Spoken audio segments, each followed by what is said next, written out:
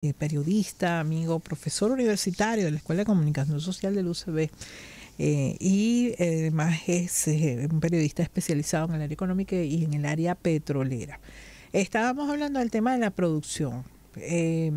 Además de, yo no me voy a poner a desarrollar en este momento una tesis. Yo tengo mi propia tesis sobre el tema de la producción, cuánto debería producir Venezuela. Pero en este momento se ha sostenido un aumento de la producción, aunque no se llega al número mágico del 1.000.000 de barriles diarios. Werther, ¿cómo valoras tú la situación de la producción de Venezuela? Mira, si alguna cosa ha afectado de manera seria la economía venezolana, si alguna empresa ha sido afectada por las medidas coercitivas unilaterales por ser vital para la economía nuestra, ha sido precisamente la industria petrolera. En la primera orientación de las medidas precisamente fueron atacar a la industria petrolera. Cuando se planteó aquel sabotaje petrolero del año 2002, lo primero que señalaron, lo primero que dijeron era que si se paralizaba la industria petrolera, este país se caía en una semana. Por lo tanto, esperar que haya un levantamiento de la producción a un ritmo como el que uno desearía y alcanzar un volumen de producción tal como se tiene que señalar siempre va a ser una cuestión sumamente aleatoria y compleja, aun cuando se hacen esfuerzos serios de planificación y los trabajadores de PDVSA han puesto todos sus músculos y su empeño por crear tecnologías propias, por crear formas propias, por superar los problemas de mantenimiento preventivo, correctivo que se tiene que hacer en la industria y por la consecución de equipos y repuestos mediante vías que son de las cosas más insólitas que uno se puede imaginar. Pero por lo tanto, en un contexto internacional que para Venezuela es anómico en la misma medida en que las leyes de la Organización Mundial del Comercio no se cumplen por la violación que invita y que provoca el hecho de aplicar sanciones que son totalmente ilegales, hace que el levantamiento de la industria con una industria que actúe dentro de parámetros normales es sumamente difícil. Pero también hay otra cuestión. Bueno, allí no. Por lo menos yo soy, fíjate, Luis Justi planteaba en la época de la apertura petrolera alcanzar un volumen de producción de 6 millones. Luego vino el plan 6 millones de barriles diarios. Pero eso lo planteó también Rafael Ramírez en el plan de la patria. Pero en el plan de la patria también estaban los 6 millones y en el programa de Capriles y Lamú también estaban 6 millones de barriles, cosa que es una cuestión como medio, yo no sé cómo se iba a alcanzar, porque en principio hay una cosa, como ya te lo señalé hace rato, Estados Unidos en su política, en su cara hacia Venezuela, de rostro hacia Venezuela y que ha sido políticas de Estado en los Estados Unidos, el permitir que Venezuela tenga 6 millones de barriles, eso es algo así como que está produciendo un poco más de la mitad de lo que está produciendo la Arabia Saudita. Y eso significaría tener Venezuela un estatus y una solidez económica, por lo menos en materia de ingreso de divisa, aunque seríamos altísimamente dependientes del petróleo. Eso es una cosa que no se lo van a permitir, porque incluso Chávez, logrando lo que logró dentro de los momentos específicos en que logró levantar la producción, que estaban un poco más de los 3 millones de barriles, disfrutamos de una holgura económica que todos logramos percibir. Eso no lo van a permitir ellos. Pero además de eso, yo en lo particular soy de la opinión de que Venezuela no debe producir más de 2 millones de barriles y que el mito, el parámetro, el valor, la meta, el logro, el objetivo de conseguir mayores logros de producción como sinónimo de que tenemos una economía sana y de que la industria es sana, yo creo que eso se tiene que revertir de cara a lo que es el problema gravísimo que tenemos de crisis climática. Elevar mucho más la producción significaría echar mucho más toneladas de carbono, toneladas de CO2, toneladas de todos los gases con efecto invernadero y de afectar el planeta como lo que se está afectando. Y además nosotros tenemos que responder a una capacidad de refinación, a respuesta a lo que tenemos que dar, a lo que tenemos por deuda en materia petrolera, al ingreso de divisas, pero lo clave es que si alguna cosa podemos nosotros extraer de estas vulgares sanciones, medidas coercitivas e ilegales, es que Venezuela está aprendiendo a vivir un poco menos del petróleo. Ahora somos menos dependientes del petróleo en algún grado, no te lo puedo decir cuánto, pero somos menos dependientes y lo estamos viendo nosotros en nuestra cotidianidad. Tenemos menos inflación, tenemos un tipo de cambio relativamente estable, tenemos un crecimiento económico y lo estamos haciendo dentro de un contexto de sanciones ilegales, de manera que estamos aprendiendo a vivir, y el nivel de emprendimiento, de iniciativa que tienen nuestros sectores de clase media, que lo encontró y lo que lo halló en una investigación que hizo la UCAT y que lo hizo el IES, en el cual más del 90% de los venezolanos tienen algún emprendimiento en la cabeza, y lo mejor de todo es que el 65% piensa que le va a ir bien, o sea que hay esperanza, que hay deseo, que hay cosas por hacer, por trabajar. Entonces, por lo tanto, sí estamos levantando la producción, sí es sumamente difícil levantar la producción. Pienso que no debe ser más de 2 millones, y también lo importante ahorita es que empecemos a ver cómo nosotros nos podamos distanciar de vivir de la renta petrolera y usarla para lo que se tiene que usar. Ahora, eso implica además que todo esto ocurre porque, como dice un refrán popular, éramos muchos y parió la abuela. El tema de cómo el escándalo PDVSA Cripto, que además no es el primer escándalo de corrupción en la industria petrolera. Lamentablemente ha sido uno tras otro. 5 ministros de petróleo han estado detenidos, investigados por corrupción. Uno de ellos está prófugo de la justicia.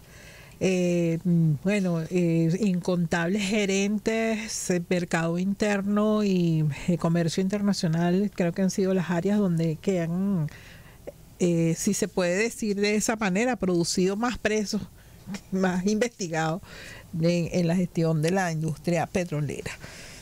¿Cómo ha afectado y qué tendría que cambiar en PDVSA? David Paravicini dice que había que eliminar PDVSA y crear una nueva empresa petrolera pública. Pero la acción de eliminar PDVSA, con la cual yo estoy de acuerdo como mensaje, como fundamento, pasan quizás no porque vamos a eliminar a PDVSA, cambiar el nombre, una cuestión así. Es que hay un problema de que hay que hacer una transformación cultural, operativa, estructural, ideológica de adentro de PDVSA. Es decir, PDVSA tiene que cambiar la cultura corporativa de ser una empresa que, tal como te lo señalé, fue una empresa creada para extraer petróleo extractivista, para quitarnos el petróleo. La empresa fue creada originariamente, incluso la cultura que tenían los anteriores gerentes de PDVSA y que fue traída a esta PDVSA, era una empresa que tenía... Es que Ciggo, que es un caso digno de estudio, Ciggo fue creada para robar Ciggo. A Ciggo la crearon para extraer, dentro del programa de internacionalización de la industria petrolera, con el propósito de que recibiese bajo ese mensaje que es sano, simpático y agradable de decir, vamos a comprar una refinería en los Estados Unidos y en otros países a propósito de que podamos llevar nuestro crudo pesado y lo puedan refinar y nosotros asegurar mercado. Pero en el fondo no era exactamente así. Vendíamos el petróleo a descuento, lo cual significa que estábamos regalando dinero, por lo tanto daba ganancia, y esa ganancia que si bien recibió Venezuela, fundamentalmente la recibía los Estados Unidos mediante una carga impositiva que obtenía la empresa por una ganancia que obtenía a través comprando petróleo con descuento, que se lo vendíamos nosotros con descuento. Total, y que eso se hizo luego del gobierno de Luis Herrera Campbell porque en realidad terminábamos como que subsidiando nosotros la gasolina norteamericana. Claro, Claro, si tú compras una materia prima con descuentos, claro, y además puedes ofertar un producto con menor precio que tus competidores porque tienes materia prima barata, claro, o una serie de condiciones más favorables para ofrecer un producto. Claro, entonces al final nosotros estamos vendiendo petróleo de descuento. Era un mecanismo para subsidiar la gasolina en Estados Unidos. Claro, al final nosotros estamos vendiendo petróleo de descuento, estábamos vendiendo mayor cantidad de petróleo para los Estados Unidos, estábamos de alguna manera facilitando que nos robaran y que nos quitaran el petróleo, que incluso lo estábamos vendiendo a descuento. Respondía a eso, a ese hecho cultural de esa PDVSA y de esa industria petrolera dedicada de forma preponderante a la entrega de nuestros hidrocarburos hacia los Estados Unidos. Por supuesto, eso responde a toda una cultura de PDVSA, a un manejo tecnológico de la industria. El presidente Hugo Chávez en una oportunidad solicitó a la industria un modelo de desarrollo tecnológico que nos hicieran menos dependientes de las tecnologías que nos hacían dependientes del petróleo, nos hacían dependientes de los centros industrializados, y que por lo tanto facilitaba las sanciones, porque al final las sanciones no las pueden aplicar porque ellos dicen, nos falta un tornillo, no nos dan el tornillo, y cuando dan el tornillo paralizan todo un sector de la industria y paralizan todo eso. Entonces, eso se hizo. y desapareció.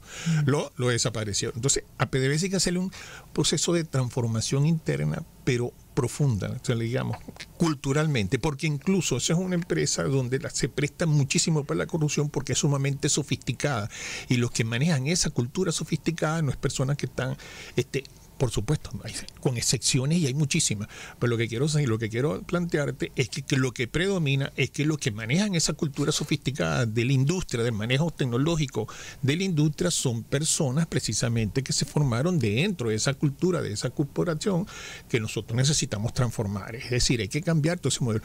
Parte de esa transformación es la cadena perpetua. O sea, parece mentira. Esa medida es persuasiva, disuasiva, para que las personas para que no cometan actos de corrupción. Eso te va a poner a repensar a la gente antes de cometerla, porque si alguna empresa se presta como para que precisamente ocurra eso, con manejos muy elementales, numéricos, de volúmenes de producción, de cargas de buque, de cualquier tipo de cosas, de ahí se va todo un dineral. Bueno, pero que lo piensen. Por lo menos la cadena perpetua los voy a invitar a que lo piensen antes de hacerlo. Pero hay que transformar la industria. Hay que buscar la manera de romper con todas las ataduras que hace que la industria se vea forzada a adoptar modelos de producción que facilitan precisamente no solamente la entrega del hidrocarburo, sino que facilitan la corrupción. Huerte, bueno, no podíamos terminar de llevar el programa completo, pero hay otros temas por aquí que queremos abordar y un invitado también que tenemos en espera. Yo te agradezco mucho que nos hayas acompañado y espero que pronto vuelvas, porque, repito, los venezolanos debemos saber de petróleo, debemos saber de la industria, de lo que se maneja. Hay un tema que se nos queda por fuera y es el mapa geopolítico que se está configurando y cómo eso va a afectar el mercado petrolero y las cuotas de participación de los distintos países, así como la vigencia de la OPEP, que a través del mecanismo OPEC Plus ha mantenido cierta estabilidad de los precios en los últimos 4 o 5 años, inclusive en el marco de la pandemia.